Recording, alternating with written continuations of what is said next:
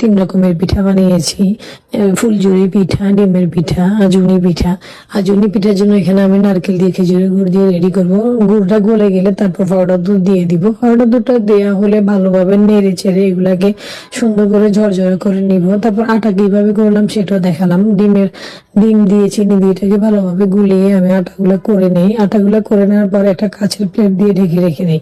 সবসময় ডিমের পিঠার আটাটা করার পরে কাঁচের ঢাকনা ব্যবহার করতে হবে উপর দিয়ে, বা কাঁচের ভাতের প্লেট দিলেও চলবে। দিয়ে ঢেকে রাখলে আটাটা একদম শক্ত হবে না, রাবার হবে না, বেলার সময় একদম নরম তুলতুলে থাকবে। তো ওই দিন আমি অনেকগুলো ডিমের পিঠা বানিয়েছি, ফুলঝুরি পিঠা বানিয়েছি, তারপর ঝুনি পিঠা বানিয়েছি। আমার এই আটাগুলা রেডি করেছি প্রায় 5টার দিকে। বানাতে বানাতে আমার প্রায় 12টা 1টা বেজে যায়। অনেকগুলা পিঠা বানিয়েছি, আমার ছেলেকে মাদ্রাসায় দিব, আমরাও বাসায় বিকেলে নাস্তা হিসেবে 1টা 2টা করে খাবো, তাই এতগুলা পিঠা বানিয়েছি। তো ঘরের নাস্তা তো সবসময় স্বাস্থ্যসম্মত, তবে প্রচুর তেল টেনেছে। তারপর স্বাস্থ্যসম্মত খাবার মাঝে মাঝে তো খেতে মন চায়, তাই না? কিছু করার নাই, খেতে তো হবেই। তো আমার ছেলেরাও খেয়েছে, আমার হাজবেন্ড তো এগুলো এত প্রিয়, এত ভালোবাসে এইসব ঘরের নাস্তাগুলো, কিন্তু একটু বকাঝকা করে, এত তেল খেলে পেটে চর্বি হয়ে যাবে এগুলো আর কি। যাই হোক, এই পিঠাগুলো এত মুচমুচে হয়েছে।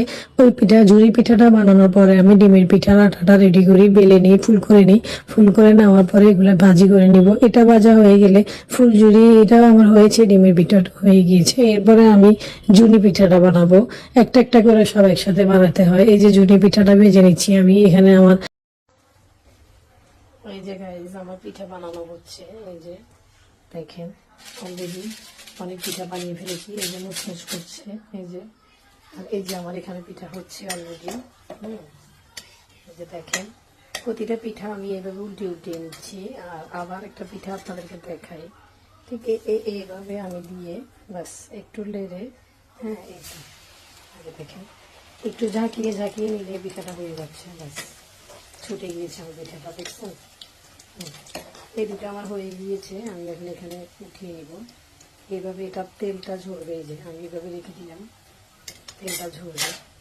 কেমন লাগে অবশ্যই দেখবেন আমার পিঠা বানানো। আমি আরো অনেক রকমের পিঠা বানাবো, আমার ছেলে মাদ্রাসায় দিব, আমরাও খাবো। এই যে দেখেন, একদম মুচমুচে হয়েছে পিঠাগুলো, কালারটা দেখেন।